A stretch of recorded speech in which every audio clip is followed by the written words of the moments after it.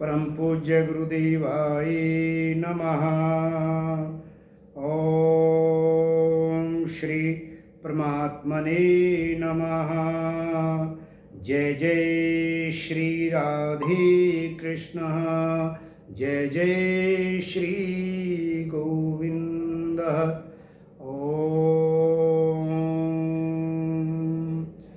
ध्यानमूलं गुरुर्मूर्ति, पूजामूलं गुरुर्पदं, मंत्रमूलं गुरुर्वाक्यं, मोक्षमूलं गुरुर्कृपा। भगवत प्रेमी आत्मीय जन, प्यारे भाई और बहनों, हमारा प्रसंग चल रहा है कि श्री भगवान से अर्जुन पुनः समर्पण का भाव व्यक्त करते हुए पूछ रहे हैं कि हे प्रभु, यदि योग सिद्ध ना हो तो क्या उसकी क्या गति होती है। तो भगवान समझा रहे हैं कि योग पथ पर चलने वाले व्यक्ति का कभी भी पतन नहीं होता, ऐसा भगवान निश्चित कर कर कह रहे हैं। हाँ, जिस योगी का अभी श्रद्धा है परमात्मा में, परंतु पूर्ण वैराग अभी नहीं आया है, कहीं ना कहीं अंतःकरण में आसक्ति है, ऐसा योगी श्रीमान धनवान लोगों के घर पर जन्म लेते हैं। परंतु ऐसे योगी कि जिनका योग उनका भी सिद्ध नहीं हुआ, परंतु उनमें वैराग अपेक्षाकृत अधिक है, आसक्ति उनकी मिटने को है, आसक्ति अब नाम मात्र की है, तो ऐसे व्यक्ति श्रीमान धनवान लोगों के साथ साथ उनको एक तो स्वर्ग इत्यादि भोग नहीं मिलते, बल्कि वो एक शरीर त्यागने के बाद तुरंत ही जो शरीर धारण करते हैं वो योगियों के घर में करते हैं। थोड़ा सा अंतर, धनवान श्रीमान ज्ञानियों के घर में जन्म लेना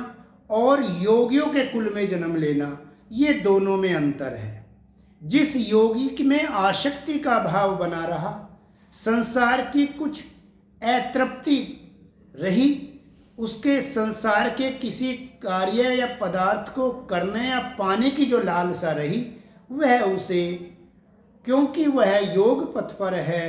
तो वह उसे स्वर्ग इत्यादि भोग योनियों में भगवान उसे भेजते हैं। वहाँ स्वर्ग का वह आनंद लेता है और अपनी उस आसक्ति की पूर्ति करके पुनः ऐसे श्रीमान और धनवान ज्ञानियों के घर में जन्म लेता है, जहाँ से वो अपने जहाँ जिस संस्कार की पोषणा में जहाँ छोड़ के गया है, वहाँ से आगे पुनः वह अपने योग पथ पर आरूढ़ हो जाता है। और दूसरा भी इसी तरह से, जिसमें योगी का संसिद्धि तो नहीं मिली, परमात्मा का साक्षात्कार तो नहीं हुआ, परंतु उसमें एक वैराग पनप चुका था, वैराग की संस्कार उसमें आ गया था, तो ऐसा व्यक्ति कहीं स्वर्ग आदि में ना जाके तुरंत ही एक शरीर को त्याग के योगियों के कुल में जन्म ले लेता है। अब उसी बात को भगवान बता रहे हैं कि ऐसे योगी जिनका योग अभी संपूर्ण नहीं हुआ, उनकी क्या विशेष गति है। यही अंतर अध्याय 6 के 42वें श्लोक में श्री भगवान कह रहे हैं। अथवा योगिनाम एव कुले भवति धीमताम एतद्धि दुर्लभतरम लोके जन्म यदईदृशम। भगवान कह रहे हैं कि जिस योगी में वैराग्य आ गया हो, अर्थात वैराग्यवान पुरुष उन लोकों में नहीं जाता जिन लोकों में वो योगी जो इसका योग तो सिद्ध नहीं हुआ, परंतु जिसमें आसक्ति बनी रही, जिसमें लालसा बनी रही पाने की, जैसे उसको विभिन्न धन इत्यादि संसाधनों से परिपूर्ण लोक प्राप्त होता है, अर्थात स्वर्ग आदि प्राप्त होते हैं, तो ऐसे वैराग्यवान पुरुष को उन लोकों में नहीं जाता, अपितु वह ज्ञान योग के योगियों के कुल में जन्म लेता है। इस प्रकार भगवान कह रहे हैं वो जन्म लेता है, लेकिन यह जन्म संसार में निस्संदेह अति दुर्लभ है। योगियों का कुल मिलना कोई आसान बात नहीं। योगियों का कुल तभी प्राप्त होता है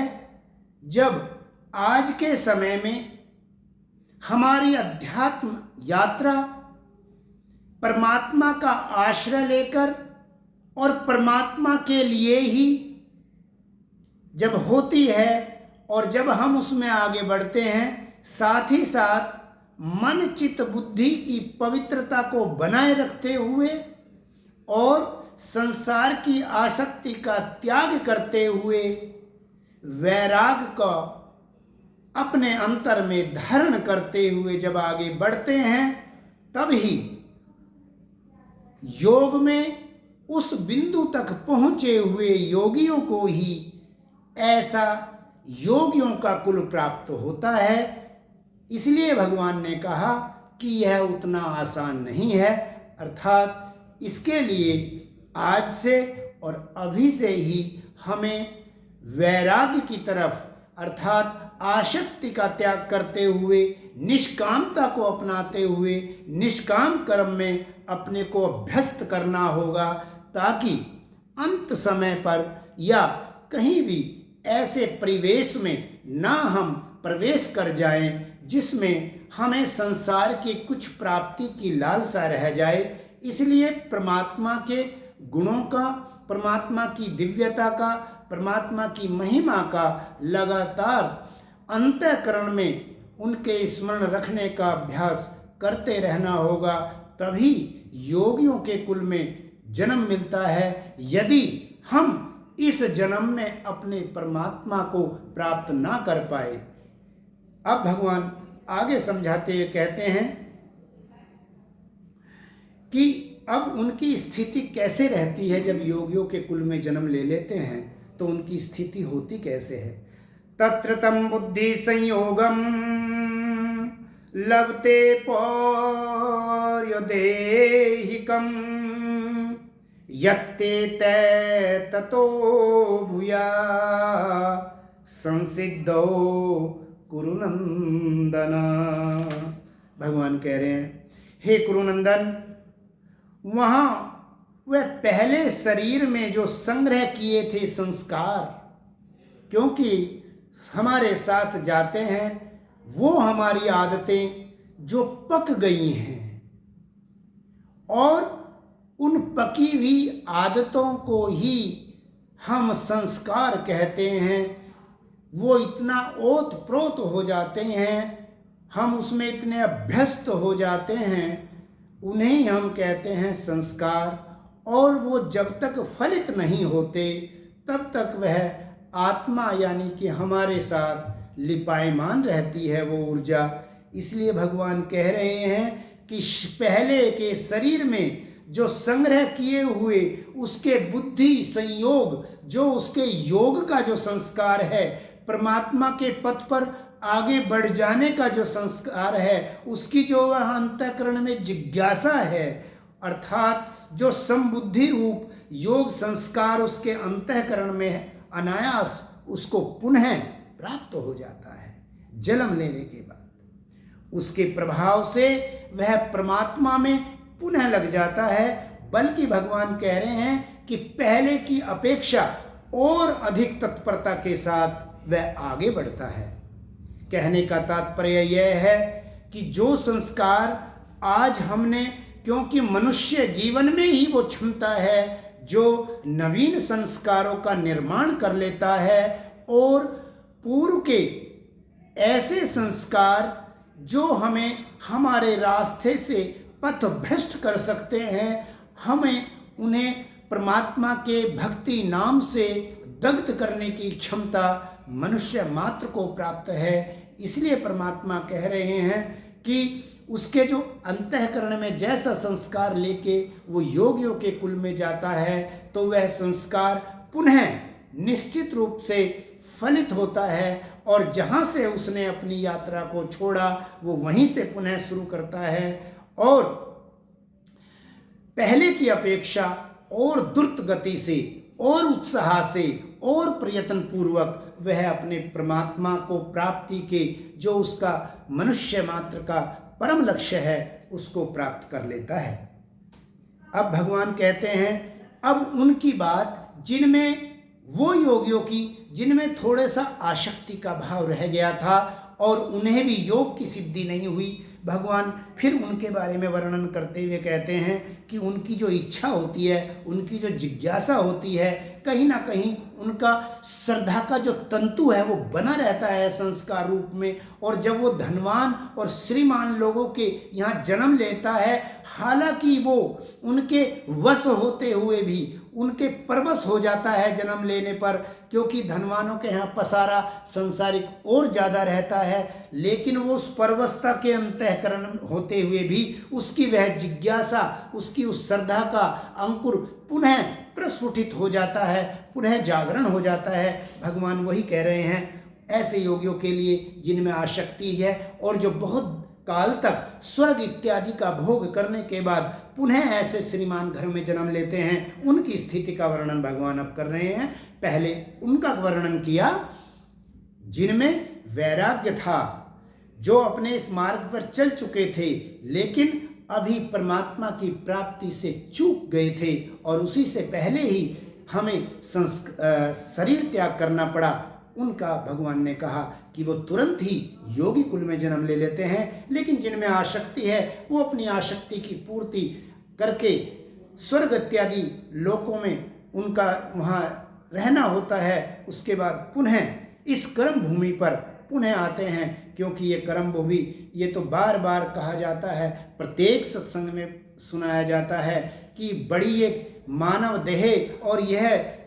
लोक कर्म भूमि बड़ी मुश्किल से मिलती है, देव दुर्लभ है, देवताओं के लिए भी दुर्लभ है। ये जिसको मिल जाती है अर्थात वो ऐसे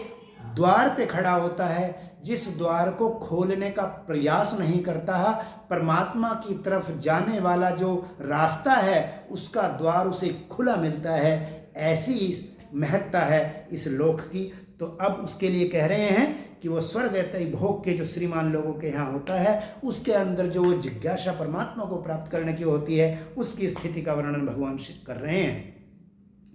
पूर्वाभ्यासेन तैने विह्रियते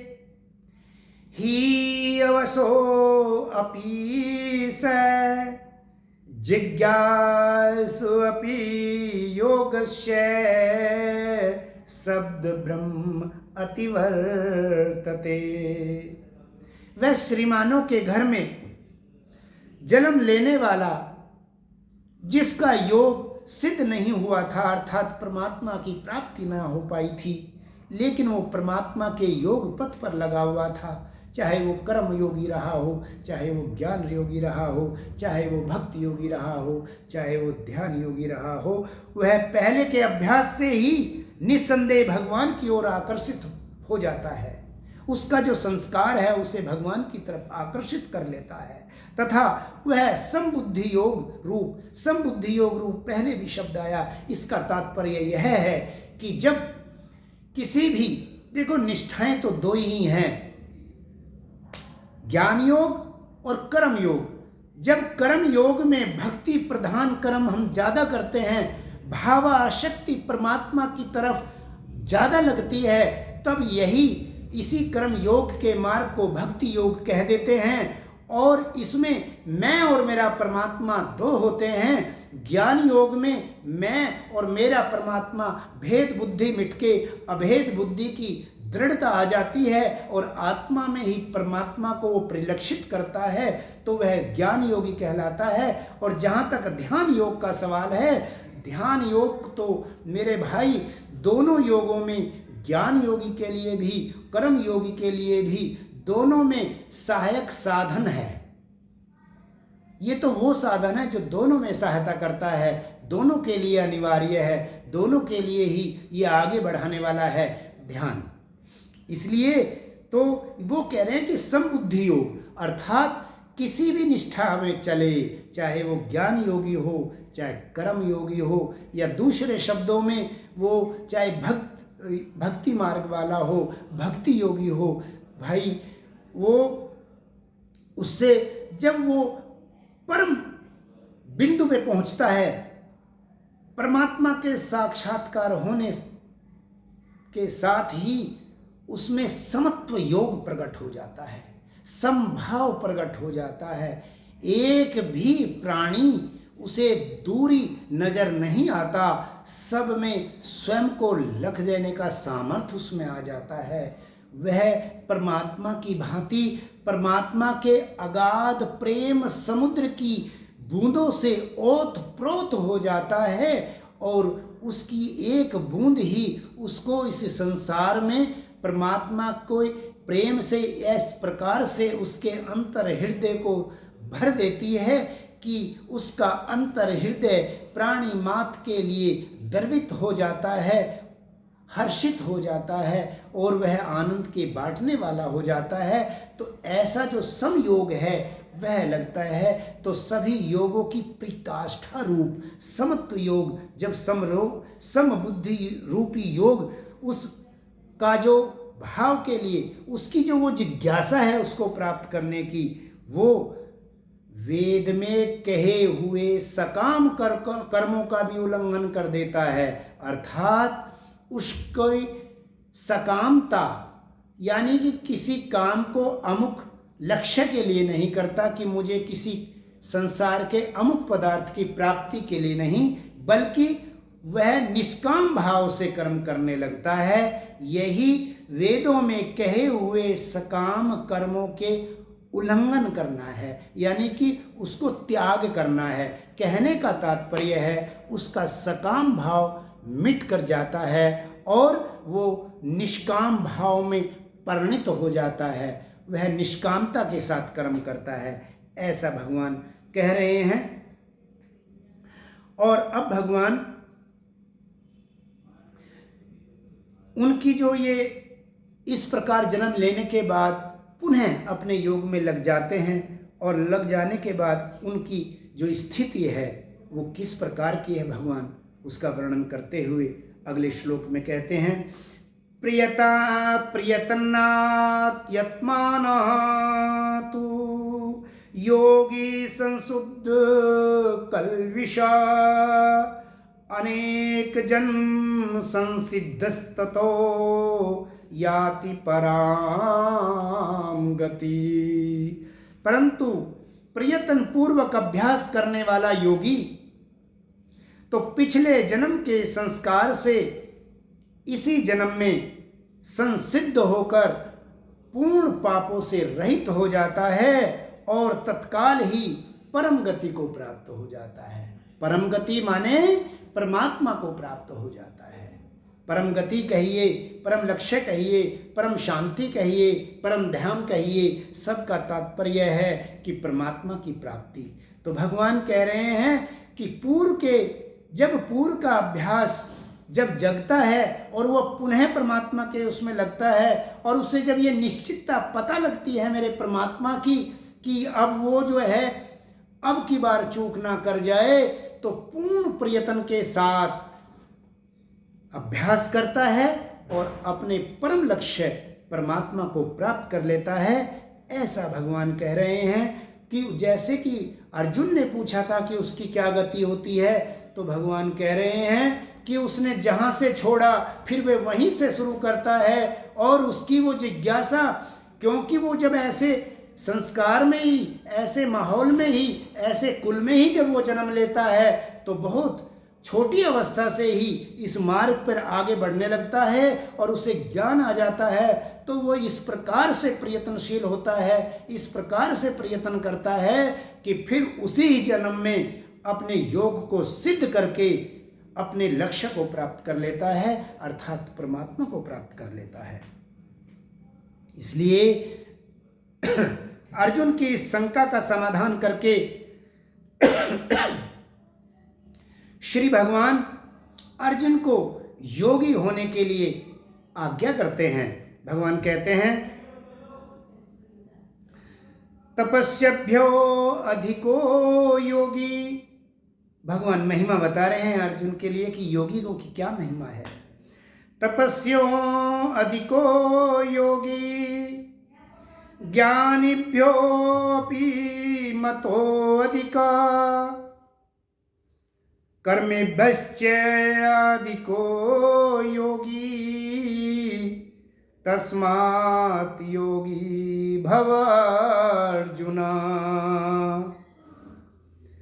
भगवान कह रहे हैं कि हे अर्जुन, जो तपस्वी हैं, तपस्वी से भी योगी श्रेष्ठ है। शास्त्र का पूर्ण ज्ञान रखने वाले ज्ञानियों से भी योग पथ पर चलने वाला योगी श्रेष्ठ है, तथा सकाम कार्यों को सिद्ध कर लेने वाला योगी भी योगियों से भी योगी श्रेष्ठ है। अर्थात सभी प्रकार के योगियों में जिस समत योग बुद्धि की जो भगवान बात कर रहे हैं,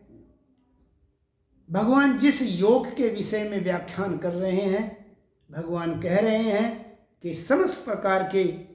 ऐसे ज्ञानियों, जिन्हें सब जो शास्त्रविद हैं, जिन्हें शास्त्रों के ज्ञान में जो प्रांगत हैं, ऐसे योगी या जो सकाम कर्मों के करने वाले ऐसे पुरुष जो जिन्हें स्वयं तुरंत ही सिद्धि प्राप्त हो जाती है, या बहुत अधिक तप करने वाले हैं, इन सब से श्रेष्ठ योगी है, ऐसा भगवान कहते हैं। इसलिए कहते हैं कि हे अर्जुन, तू योगी भव, तू योगी हो जा, क्योंकि योगी होना ही श्रेष्ठ है। अब भगवान आगे, अभी तक अर्जुन का जो प्रश्न का एक दूसरा भाग वो ये था कि प्रभु की गति क्या होती है, और जो पहले भी भगवान से पूछ चुके हैं कि निश्चित करके बताओ कि मैं कौन से योग को अपनाऊं, कर्म योग को अर्थात भक्ति योग को, या ज्ञान योग को अर्थात सांख्य योग को, कौन से योग को अपनाऊं। अभी तक भगवान ने बताया नहीं, लेकिन भगवान सीधे सीधे ना कह के बहुत उत्कृष्ट बात भगवान कह रहे हैं, बड़ी प्रिय बात भगवान कह रहे हैं, और योग को बड़ी सहजता से सिद्ध करने का भी मैं समझता हूं ये उपाय है। क्या कहते हैं भगवान? योगिनामपि सर्वेषां मद्गतेनान्तरात्मना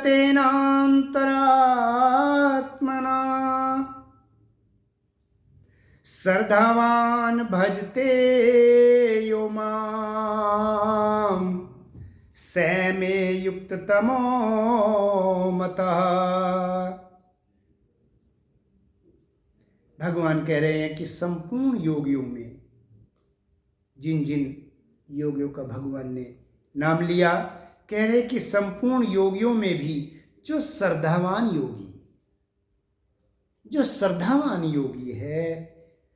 उसका अंतरात्मा मुझ में लगा रहता है और मुझको निरंतर भजता रहता है। वह योगी मुझे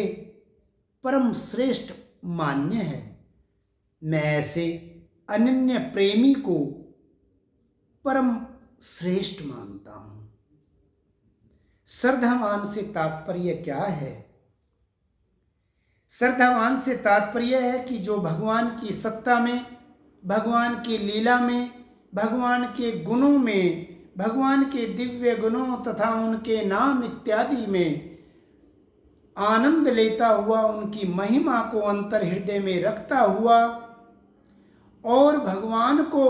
साकार समझते हुए संपूर्ण कर्म इस प्रकार से करता है जैसे साक्षात भगवान सामने हों, भगवान साथ हों। ऐसा जिसका अटल और अखंड विश्वास है, ऐसे व्यक्ति को श्रद्धावान कहा जाता है। तो भगवान यही कह रहे हैं कि संपूर्ण योगियों में जो श्रद्धावान है, अर्थात जिसका अंतर हृदय, जिसका मन चित्त बुद्धि सहित अंतःकरण से जो स्वयं परमात्मा को इस प्रकार से समर्पित होता है, वह श्रद्धावान है। इसलिए भगवान ने कहा कि माम, अर्थात भगवान के संपूर्ण रूप, भगवान का ऐश्वर्य, भगवान का तेज, भगवान की महिमा, भगवान के सौंदर्य, भगवान का माधुर्य, भगवान का रस, भगवान की सुहृदयता, भगवान के परम प्रेमी, अविनाशी, सर्वंतर्यामी, सर्वाधार, सर्वगुण संपन्न और परमात्मा, जगत की उत्पत्ति और पालन तथा संहार करने वाले उस परम पिता परमात्मा का कोई भी रूप से आप माने, यह सभी रूप के लिए यहाँ कह रहे हैं कि मां, वो मुझे प्रिय है, परम श्रेष्ठ है। क्योंकि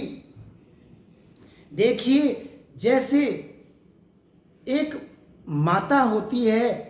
तो वो अपने पुत्र को आंगन में खेलते हुए उसको जो निहार के एक विशेष प्रकार का आनंद महसूस करती है, अंतःकरण में फूल ही नहीं समाती अपने बालक को देख देख कर। और खासकर जिसको बड़ी मुश्किल से पुत्र प्राप्ति हुई है, वो उसकी विभिन्न लीलाओं को, छोटे छोटे भावों को भी माँ अपने अंतर हृदय में प्रकट करके हर्षित उल्लसित होती रहती है। ऐसे ही मेरे परम पिता परमात्मा अपने ऐसे अबोध बालक की नाई, जिसका अंतर हृदय पवित्रता से भर गया है और जिसे केवल और केवल अपने परम पिता परमात्मा का ही ध्यान है, उसका ही आश्रय है, ऐसे पवित्र, ऐसे सहज और सरल भक्त को श्री भगवान भी, जो कि प्रेम के समुद्र हैं, अनंत प्रेम के समुद्र हैं, अनंतदायक हैं, वो आनंद कंद भगवान की एक बूंद की स्फुरना उस भक्त के अंदर है। एक बूंद भी नहीं, एक बूंद भी मेरा कहना गलत ही होगा। भगवान की एक जरा सी झलक रूप जब उसके अंदर, भक्त के अंदर आती है और भक्त अनन्य भाव से, कुछ और कोई सहारा अवलंबन है ही नहीं, केवल और एक परमात्मा रह जाते हैं। ऐसे अनन्य प्रेमी के प्रति भगवान भी उस माता के सदृश अपने उस भक्त की विभिन्न लीलाओं को देखते रहते हैं। अगर जैसे बालक कहीं चलने का प्रयास करके लड़खड़ाता है, माता दौड़कर जैसे उसको सहारा देके उसको आगे बढ़ा देती है, ऐसे ही मेरे परमात्मा वो आनंद कंद भगवान ऐसे भक्त को देख के, अपने अनन्य प्रेमी को देख के उसे बारंबार ऐसे उसे सहारा लेके आगे बढ़ाते रहते हैं, अपनी तरफ बढ़ाते रहते हैं। ये मेरे परमात्मा की अहेतु कृपा है। शास्त्रों ने बड़ी महिमा इसकी गाई है। भक्तों ने उनकी इस अहेतु कृपा को लेके बड़े बड़े व्याख्यान भगवान के लिए किए हैं और अपने जीवन को पूर्ण रूप से उनके श्री चरणों में समर्पित कर दिया है। तो यही भाव आज हमें,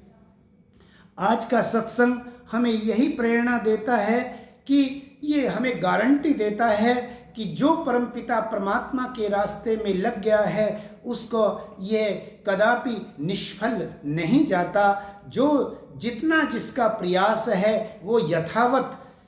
शरीरांतर के बाद भी, अर्थात जन्म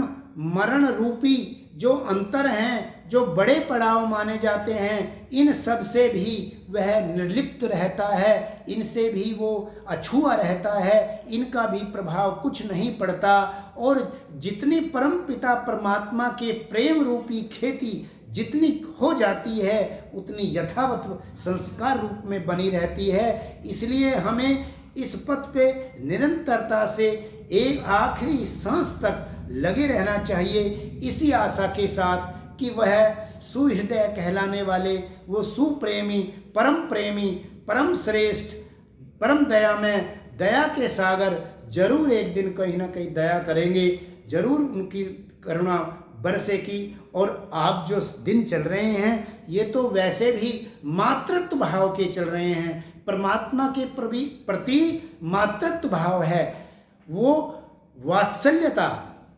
झलक जानी चाहिए। ऐसे समर्पण के साथ अपने परमात्मा को हमें पुकारते रहना चाहिए। भगवान ने आज के उपदेश में और पिछले सत्संग से और आज के सत्संग में यही गारंटी दी है कि जो जितना चल जाएगा उसे पुनः वहीं से यात्रा शुरू नहीं करनी पड़ेगी। जैसा कि संसार में होता है कि यदि हम कहीं जा रहे हों और हमारी कहीं बीच में मंजिल छूट जाए, तो हमें दूसरे पर पुनः से वहीं से पीछे से अपनी यात्रा शुरू करनी पड़ती है। लेकिन परमात्मा के नाम की तरफ बढ़ जाने से, परमात्मा की भक्ति मार्ग पे बढ़ जाने से यह यथावत बनी रहती है और इसे मृत्यु भी इसका कुछ नहीं कर पाती और ये बना रहता है और फिर हम वहीं से आगे बढ़ते हैं। ये मेरे परमात्मा की दया है, करुणा है। आज के सत्संग से हमें यही धारणा करनी चाहिए और पूर्ण दृढ़ता से हमें अपने भक्ति मार्ग पे आगे बढ़ते रहना है, परमात्मा की भक्ति करनी है। और दूसरे भाई बहन जो आत्माएं किसी भी संबंध में हमारे आसपास हैं, उनके प्रति भी हम सब आओ मिलके उनके कल्याण के लिए श्री भगवान के चरणों में प्रार्थना करते हैं कि हे प्रभु सबका भला करो, भगवान सबका सब विध करो कल्याण, हे प्रभु सबका सब विध करो कल्याण। ओम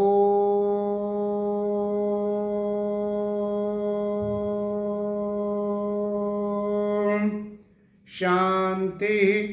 शांति शांति। ओम जय जय श्री हरि।